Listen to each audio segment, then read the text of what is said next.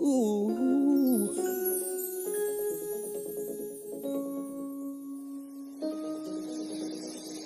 Living in a strange land where we don't belong. Subrogated to sin, they required a song. They came to our shores and took us away. Once kings and queens, relegated to slaves. Oh, bring me home. Take me to joy over the water. Jerusalem calling. She's a mother. I hear her calling for me. She's calling. Exiled in Babylon, all alone. It's coming to me, I'm remembering. It's in Deuteronomy. I'm praying to God, come set us free. How's it sound, everybody? Come la ya, la come on, give it to me. Give it to me. All right. All right, so the title of today's lesson is The Gentiles Amongst Us, the past, the present, and the future. So, in the past, Gentiles who dwelt amongst us were also expected to follow the laws of the Most High. Although there were little restrictions here and there for Israel, they were definitely amongst us, following the law according to the stipulations they were given. Now, some look to exclude them from the understanding of the Father's commandments and just teach those they perceive as Israel, judging by black features, and teaching off of that was never a commandment anywhere. So Christ commanded that all be taught. Through teaching all, you have a higher chance of reaching our people in the four corners of the earth. So let us look at a brief history in order to understand our mission as far as the stipulations to the Gentiles presently as opposed to the past and future kingdom scenarios. So we're going to start with Leviticus chapter 24, verse 10. Let's get a con when we're there. I'm going to try to hold the questions. Typically, I don't mind the questions, but, just because of the time, let's try to hold them today.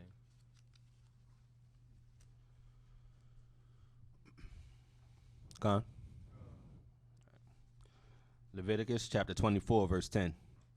And the son of the Israelitess woman, whose father was an Egyptian, went out among the children of Israel, and said unto the son of the Israelitess woman, and a man of Israel strove together in a camp.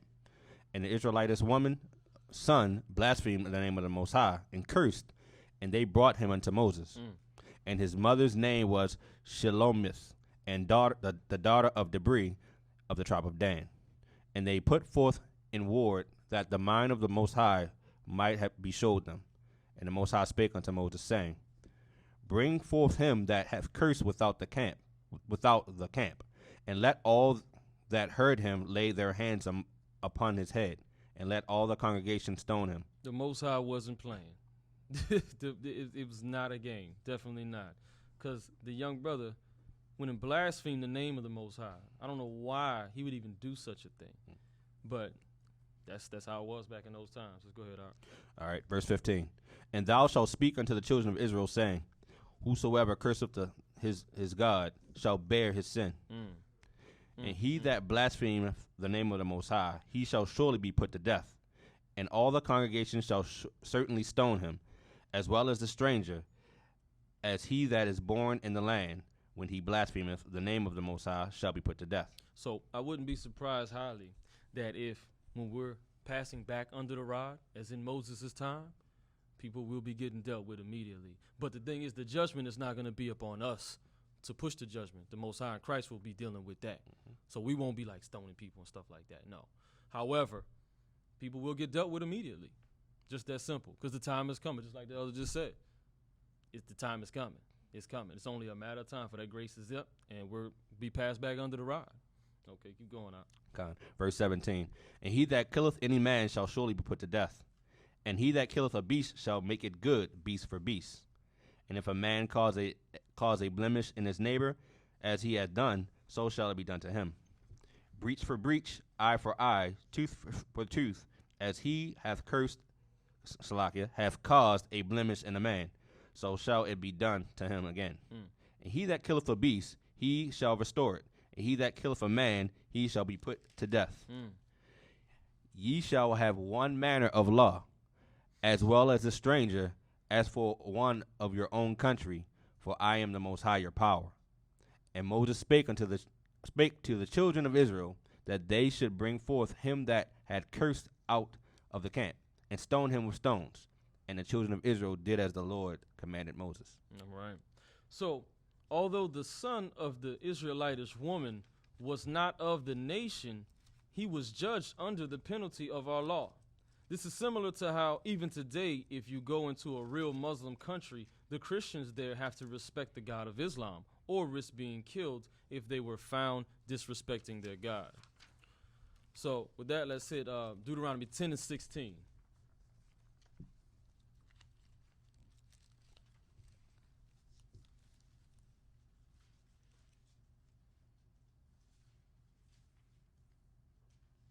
All right, let's get a conway there. All right. Deuteronomy chapter 10, verse 16. Circumcise therefore foreskin of your heart, and be no more stiff-necked. For the Most High your power is God of gods, and Lord of lords, a great power, a mighty and terrible, which regardeth not the persons, nor taketh reward. He doeth execute the judgment of the fatherless and widow, and loveth the stranger, in giving him food and raiment. Love ye therefore the stranger, for ye were strangers in the land of Egypt. So the Most High looks out for all creation, including the Gentiles. Even in times past, he made sure those that sought him, even if not our own nation, they were even blessed. So let's go to 2 Chronicles chapter 6, verse 32.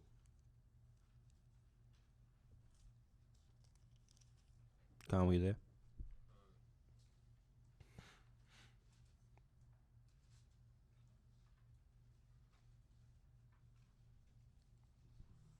All right.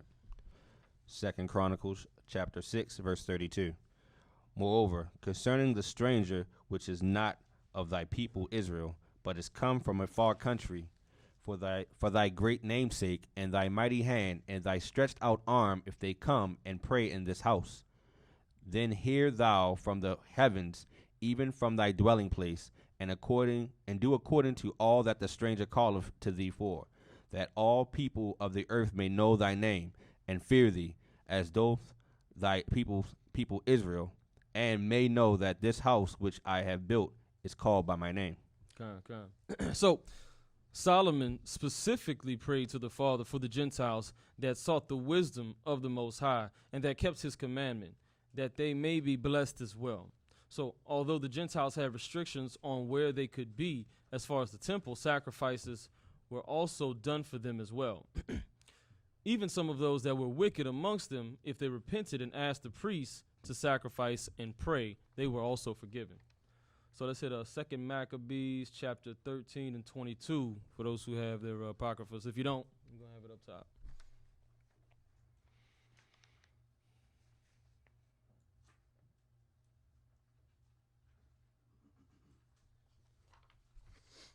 All right, let's get a conway there. All right, give it a sec.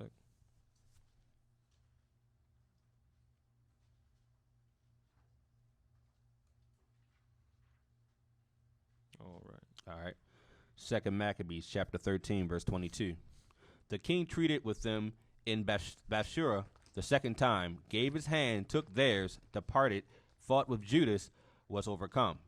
Heard that Philip, who was left over the affairs in Antioch, was desperately bent, confounded, entreated the Jews, submitted himself, and swore to all equal conditions, agreed with them, and offered sacrifice, honored the temple, and dealt kindly in the place. The king Antiochus,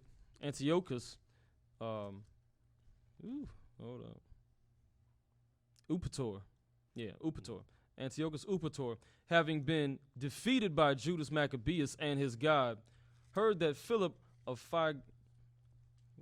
one more time. Phrygia. It's got the R though, yeah. Phrygia, yeah, something like that. Who he placed over Antioch, humbled himself and offered sacrifices at the temple, honoring the Most High for his greatness. So let's go to Romans chapter 2, verse 8. And Acts. Gone.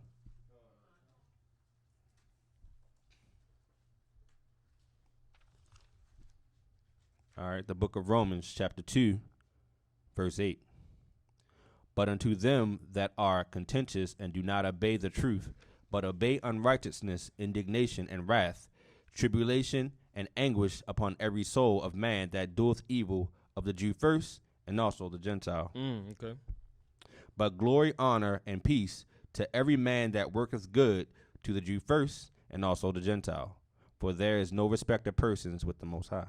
Okay, we'll get into Acts. So judgment will start with us on the day of reckoning, even though it seems we are more concerned on the judgment of the other nations first. The Most High respects no one more when it comes to those doing evil. So let's go to Acts 15 and 1.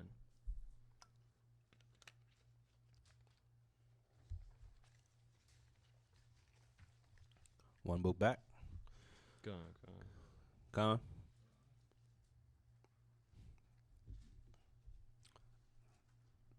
All right, the book of Acts, chapter 15, verse 1. And certain men which came down from Judea taught the brethren and said, except ye be circumcised after the manner of Moses, ye cannot be saved. When therefore Paul and Barnabas had no small dissension and disputation with them, they determined that Paul and Barnabas and certain other of them should go up to Jerusalem unto the apostles and elders about this question. So this is similar to a brother rolling up on you and be like, hey, Ak, where your fringes? Where's your beard? What's going on here? Ak? You can't be a part of Israel. It's not true. It's not possible. Keep going, Ak. Yep. Verse 3.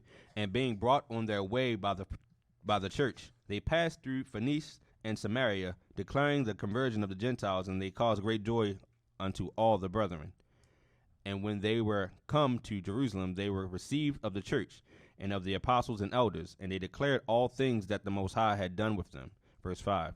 But there rose up certain of the sect of the Pharisees which believed, saying that it was needful to circumcise them and to command them to keep the law of Moses. And the apostles and elders came together for to consider of this matter. Verse 7. And when there had been much disputing, Peter rose up and said unto them, Men and brethren, ye know how that a good while ago God made choice among us that the Gentiles by my mouth should hear the word of the gospel and believe. And the Most High, which knoweth the hearts, beareth them witness, giving them the Holy Spirit, even as he did unto us, and put no difference between us and them, purifying their hearts by faith. Verse 10. Now therefore, why tempt ye the Most High to put a yoke upon the neck of the disciples, which neither our fathers nor we were able to bear? Verse 11. Now we believe that through the grace of the Lord Yeshua Christ, we shall be saved, even as they. Then all the multitude kept silence and gave audience to Barnabas and Paul, declaring what miracles and wonders the Most High had wrought among the Gentiles by them. And after they had held their peace, James answered, saying, Men and brethren, hearken unto me. Simeon hath declared how the Most High at the first did visit the Gentiles, to take out of them a people for his name. And to this agree with the words of the prophets, as it is written. After this I will return, and I will build again the tabernacle of David, which is fallen down, and I will build again the ruins thereof, and I will set it up. Verse 17. That the residue of men might seek after the Most High, all the Gentiles, upon whom my name is called, saith the Most High, who doeth all these things. Verse 18. Known to the Most High are all his works from the beginning of the world.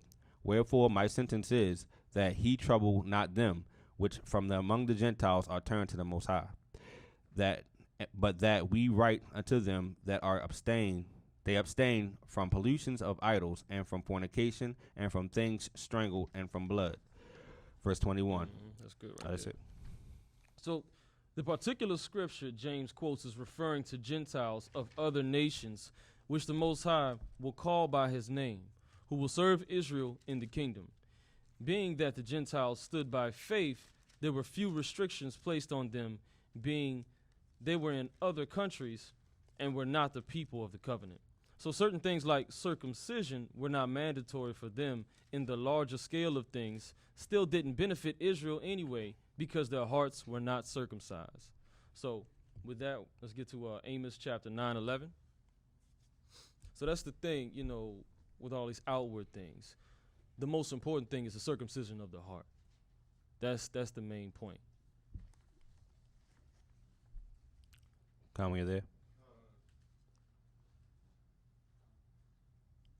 Book of Amos, chapter 9, verse 11. In that day will I raise up the tabernacle of David that is fallen, and close up the breaches thereof, and I will raise up his ruins, and I will build it up as in the days of old. Verse 12. That they may possess the remnant of Edom, and of all the heathen which are called by my name, saith the Most High, that doeth this. Okay, let's hit Deuteronomy 31:12.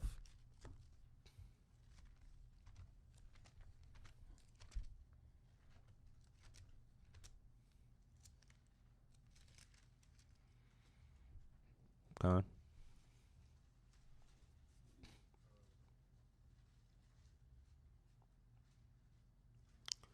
Deuteronomy chapter 31, verse 12. Gather the people together, men and women and children, and thy stranger that is within thy gates, that they may hear, and that they may learn and fear the Most High your power, and observe to do all the words of this law. Okay, so the scripture shows that even the Gentiles had to honor the commandments of the Father to live amongst us, although there were some differences in laws commanded for them. So with that, let's hit Deuteronomy 14:21.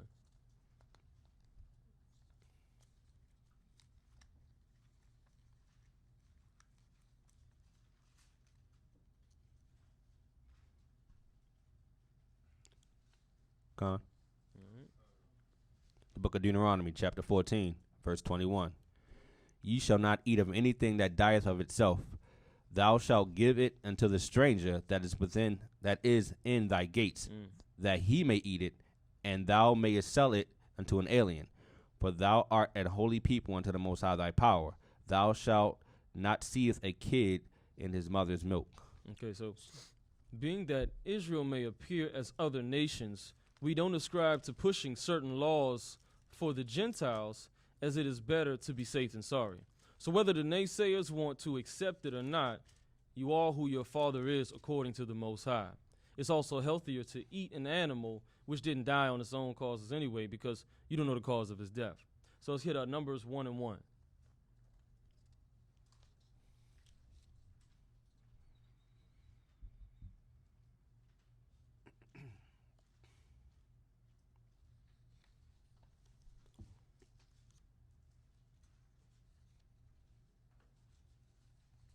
Con. The book of Numbers, chapter 1, verse 1. And the Most High spake unto Moses in the wilderness of Sinai, in the tabernacle of the congregation, on the first day of the second month, in the second year after they were come out of the land of Egypt, saying, Take ye the sum of all the congregation of the children of Israel, after their families by the house of their fathers, with the number of their names, every male by their polls. Okay, and then Numbers 1, verse 18. Book of Numbers, chapter 1, verse 18. And they assembled all the congregation together on the first day of the second month, and they declared their pedigrees after their families, by the house of their fathers, according to the number of the names, from 20 years old and upward, by their polls. As the Most High commanded Moses, so he numbered them in the wilderness of Sinai. And the children of Reuben, Israel's eldest son, by their generations, after their families, by the house of their fathers, according to the numbers of their names, by their polls, every male from 20 years old and upward, all that were able to go forth to war. Got it. So that's right. According to the Bible, without any outside source, it is evident that the nation is determined by the Father. So understanding who the lineage of nations is determined allows us to see the importance of going to all nations, to the Jew first, of course, and also to the Gentiles. The other nations learning the righteousness of the law and following also gets some who may not know they are Israel yet.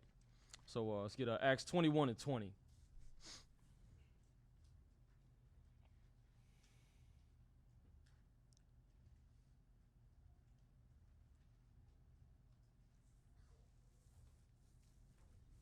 Can we get there?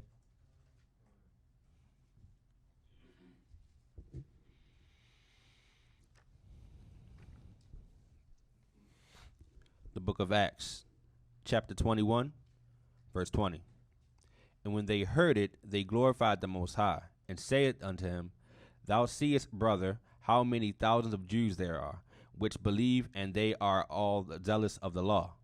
And they are informed of thee, that thou teachest all the Jews which are among the Gentiles to forsake Moses, saying that they ought not to circumcise their children, neither to walk after the customs. But is it, therefore, the multitude must needs come together, for they will hear that thou art come. Do therefore this that they say to thee, We have 4 men which have a vow on them. Verse 24. Them take and purify thyself with them, and be at charges with them, that they may shave their heads, and all may know that those things whereof they were informed concerning thee are nothing, but that thou but that thou thyself walkest orderly, and keepest the law.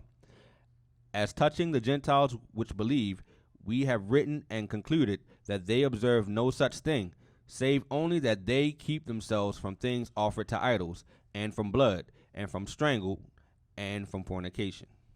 Okay. So it was rumored that Paul was teaching Israelites who were scattered among the Gentiles that they should not keep the laws of Moses, but that was not the case. Paul, after discussing the matter with other elders, decided to go to Jerusalem with a few brothers who were under the vow of the Nazarite to show the gainsayers that he upheld the laws of the Most High amongst Israel.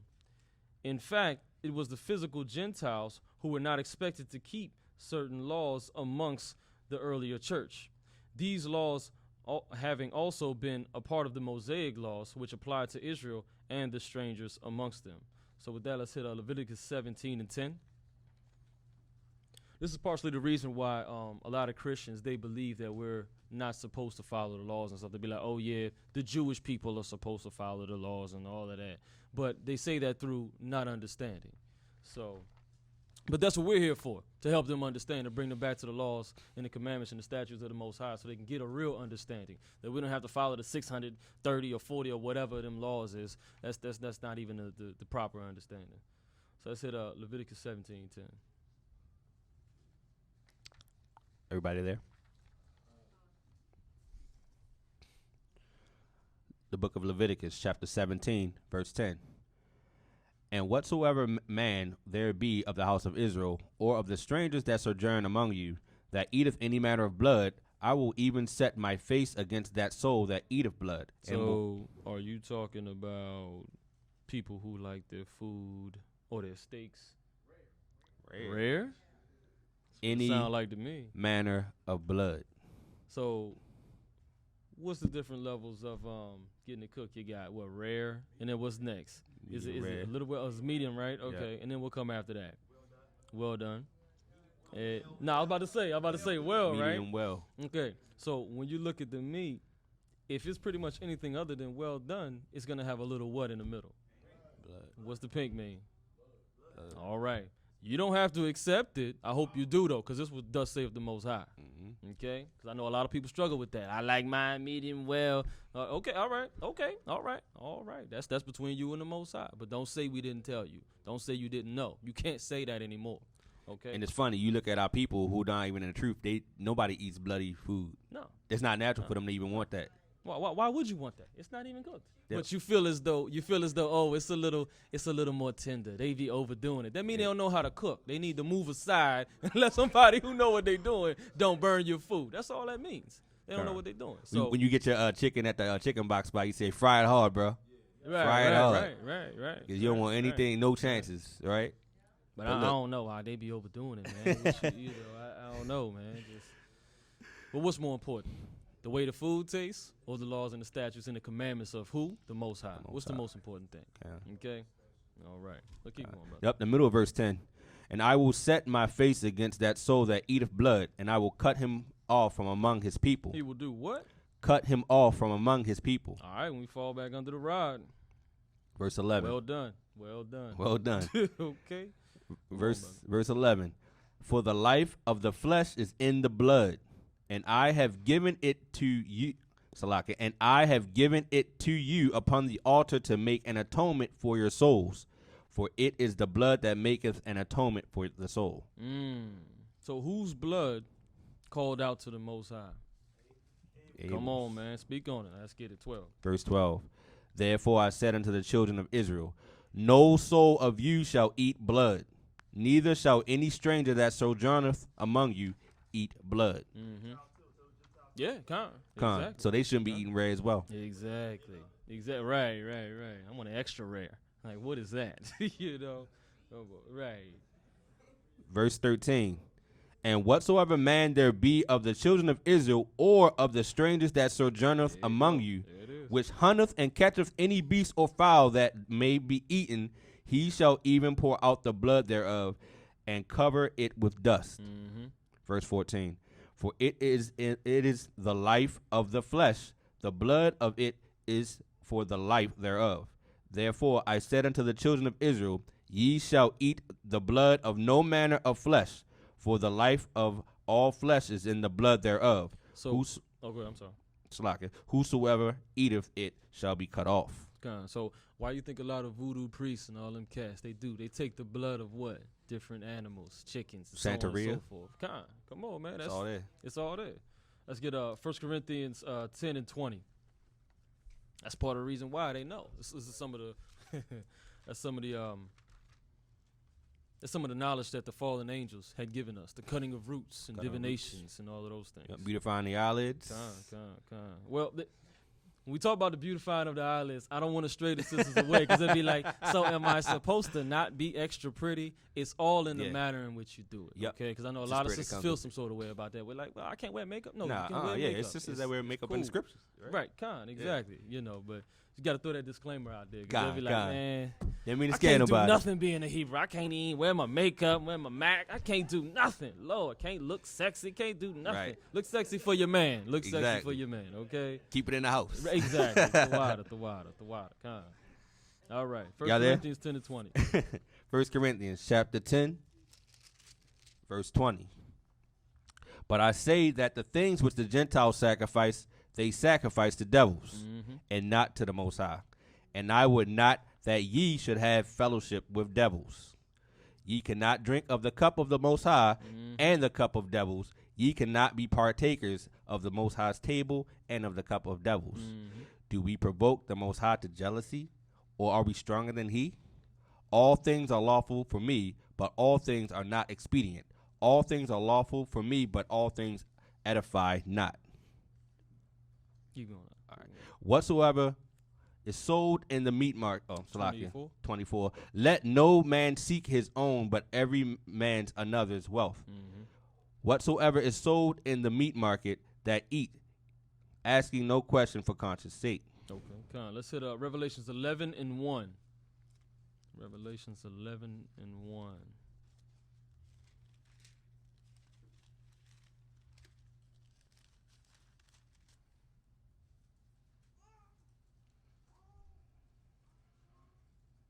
A lot of people take 1 Corinthians 10:21 and apply that to communion. It's a partial truth with that because a lot of times a pastor may be like, "Oh, you can't take communion because." So inadvertently, what they're saying is you're a part of the cup of devils. That's what they're saying, and you can't necessarily say that because that's not what the scriptures say. So I want to throw that out there just in case I don't know if you ever hear anybody, bring that up. Just throw that out there. So Revelations 11 and 1. Everybody there? Con. Revelations chapter 11, verse 1. And there was given me a reed like unto a rod, and the angel stood, saying, Rise and measure the temple of the Most High, and the altar, and them that worship therein.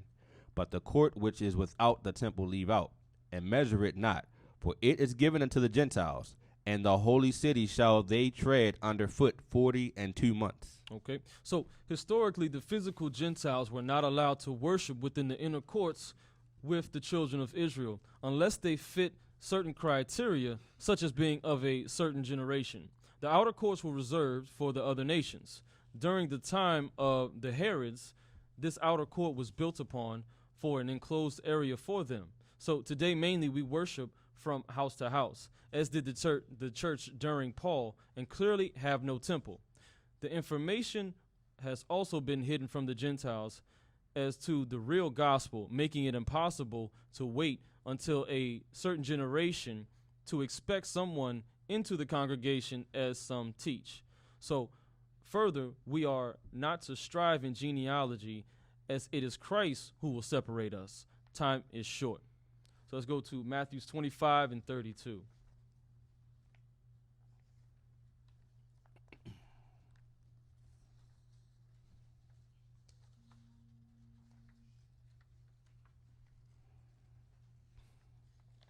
Con. You there?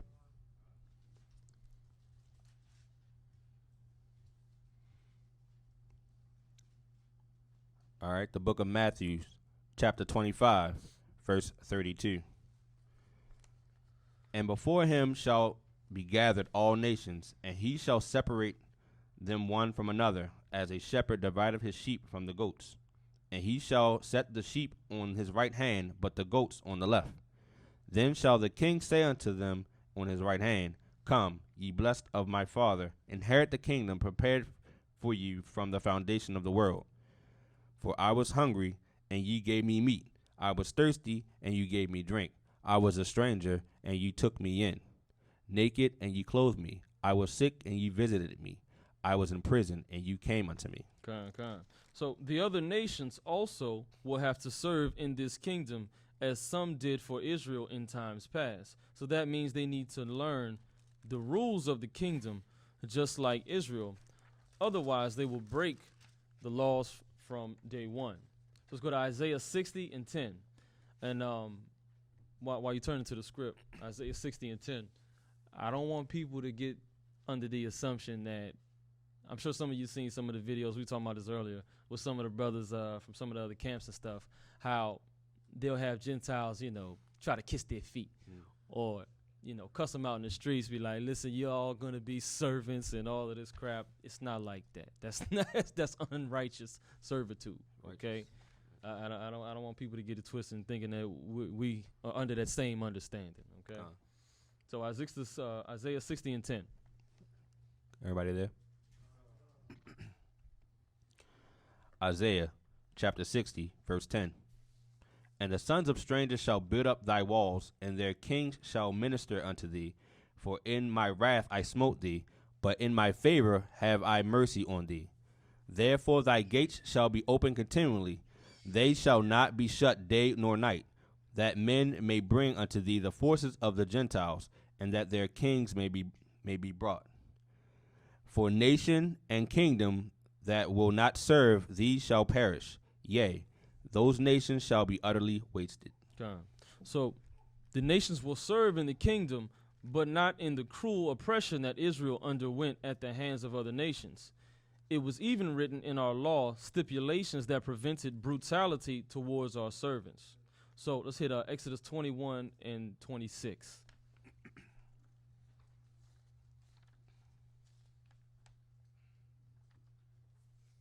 Yeah, it's sad to see that a lot of, other Israelite camps, they look forward to giving it back to the man, per se. It's just like, that's just unrighteous on a whole nother level, When you know your fight is not against flesh and blood, man, why are you fighting against flesh and blood? Thank you. It's just sad, man. That's why I know you read that scripture that in Romans, it says that to the Jew first and to the Gentile. Mm-hmm. Respect the persons. Get gone. Because Yeah, Right, being right, Abraham's nah, seed nah. does not guarantee you Nah. anything. No, no. Being Jacob's seed doesn't guarantee you anything. Let's hold the questions to the end. I'm sorry, man. Exodus 21 and 26. The book of Exodus, chapter 21, verse 26. And if a man smite the eye of his servant, or the maid, or the eye of his maid, that it perish, he shall let him go free for his eye's sake. For if he smite out his manservant's tooth, or his maidservant's tooth, he shall let him go free for his tooth's sake. All right. So even in our law, you couldn't brutally beat or injure a servant, where in the slavery that Israel underwent, you were beaten to death for absolutely nothing. The law will stand, and if a nation does not serve in their pride, the Father will destroy them. So let's hit Isaiah 56 and 6. Isaiah 56 and 6. Has anybody been checking out Roots, the new one? Nope. I get a lot of yeses, I get a lot of no's, huh? Says It is. It is. It is. It is. It is. I think the show Underground was enough for me, but you know. Oh yeah. Yeah. I said Isaiah 56 and 6. Everybody there? Come on. Isaiah chapter 56, verse 6. Also the sons of the stranger that join themselves to the Most High, to serve him and to love the name of the Most High, to be his servants, every one that keepeth the Sabbath from polluting it, and taketh hold of my covenant, even them will I bring to my holy mountain, and make them joyful in my house of prayer. Their burnt offerings and their sacrifices shall be accepted upon my altar. For mine house shall be called a house of prayer for all people. Verse 8. And the Lord's cup, which gathereth the outcasts of Israel, saith, Yet will I gather others to him, besides those that are gathered unto him. Okay, so let's jump to Numbers 15 and 29, and then Deuteronomy 1 and 16. I'll get both of those, yeah. Numbers 15 and 29, and Deuteronomy 1 and 16.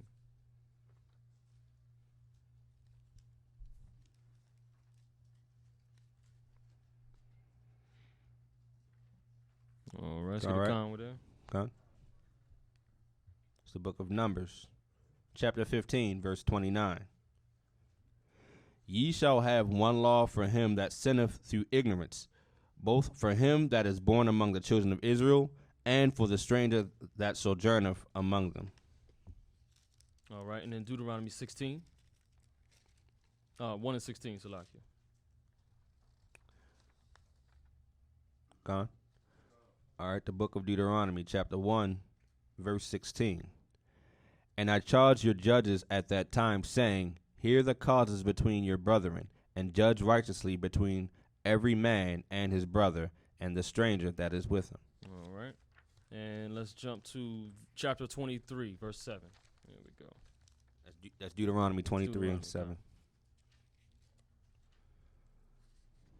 Con? If you don't already know this script, some people may have to get this in your heart. Okay. Mhm. Right. So this is the book of Deuteronomy, chapter 23, verse 7.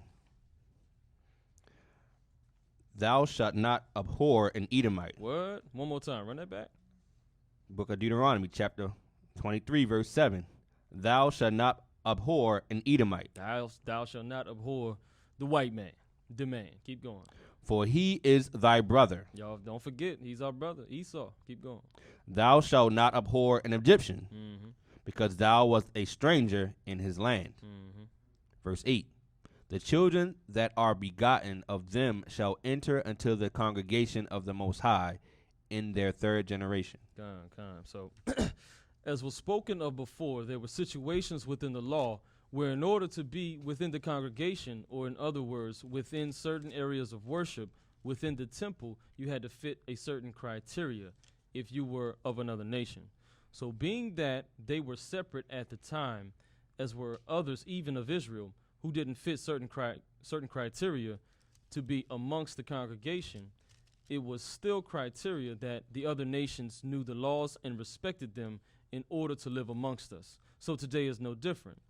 If other nations, Salakia, wish to know of the Most High and his ways, they must be taught. Although they will not be rulers of the kingdom to come, in order to live in that kingdom, which will be worldwide, they better know the rules and regulations and respect them with fear and trembling, just as us. So also in our high-minded foolishness that we have acquired when finding we were Israel, we forget about those physical Gentiles who were murdered telling the truth.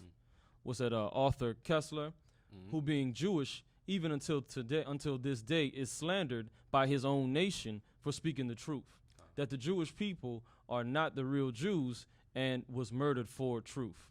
His book helped to wake up thousands of Israelites. So let's hit Micah chapter 4, verse 1. It was another brother, I can't remember his name, but he did something with a rather small church, but when I first came to the truth, he ended up dying also, mysteriously came up missing. But he was also a Jewish brother, but he was speaking out against the Jews, he was just keeping it real, you know. So, but as they say, when keeping it real goes wrong. So I said Micah chapter 4, verse 1. It might be him.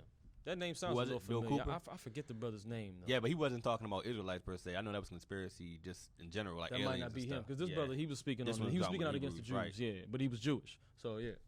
And this was over. He died about maybe little bit after I came into the truth. It was fairly recently. Yeah, it wasn't that long ago. All right. All right. Con, everybody there? The book of Micah, chapter 4, verse 1.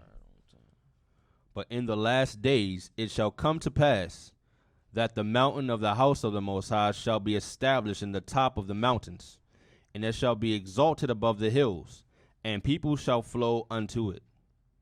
And many nations shall come and say, Come, and let us go up to the mountain of the Most High, and to the house of the Most High, of the God of Jacob. And he will teach us of his ways, and we will walk in his paths. For the law shall go forth of Zion, and the word of the Most High from Jerusalem. And he shall judge among many people, and rebuke strong nations afar off. And they shall beat their swords into plowshares, and their spears into pruning hooks. Nation shall not lift up a sword against nation, neither shall they learn war any more.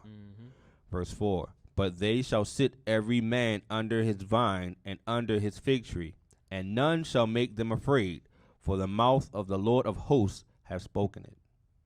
All right. So, for example, I know when talking to a lot of people, I've had a few quote unquote debates or discussions, whatever you want to say, and I'll use this script here to let people know that, because some people, it's sad to say, even other Israelites that haven't been awakened yet, they can't accept Deuteronomy 28.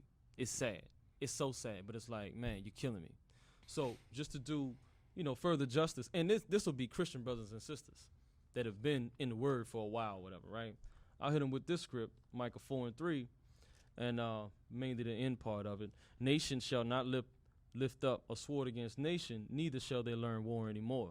So I'll be like, okay, if the true Jews are over in Israel, quote unquote, hypothetically, if that's true, then why are they one of the most warring nations in the world?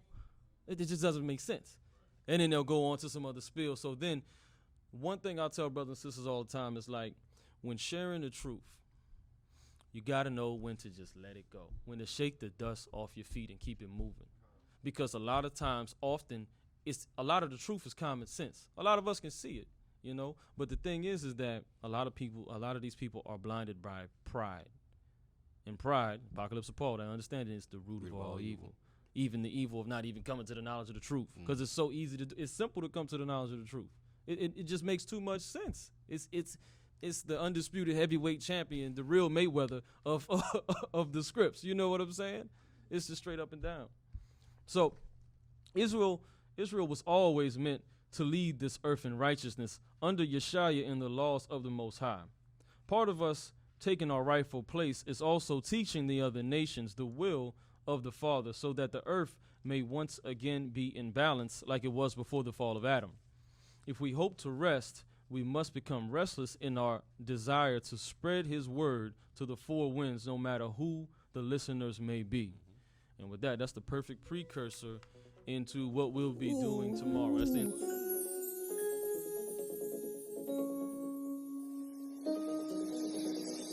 Living in a strange land where we don't belong. Subjugated to sin, they required a song. They came to our shores and took us away.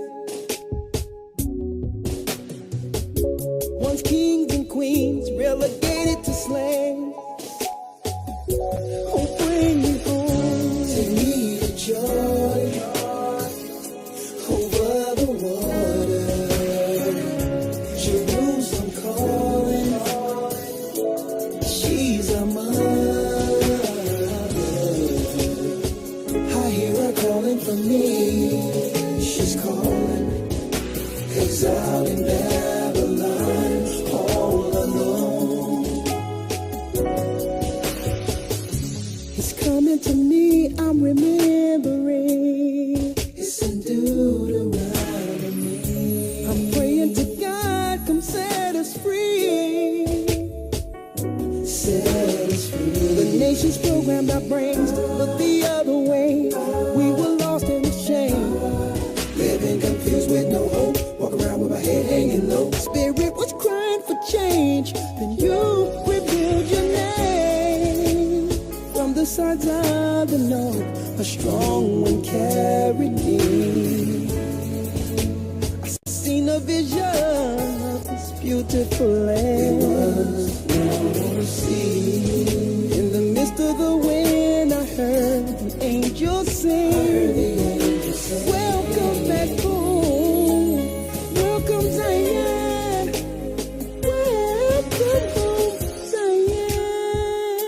By the rivers of Babylon, there we sat down. Yea, we wept when we remembered Zion. We hanged our harps upon the willows in the midst thereof. For there, they that carried us away captive required of us a song. And they that wasted us required mirth, saying, sing us one of the songs of Zion. Joy over the water. Jerusalem calling. She's a mother. I hear her calling for me. She's calling. Exiled in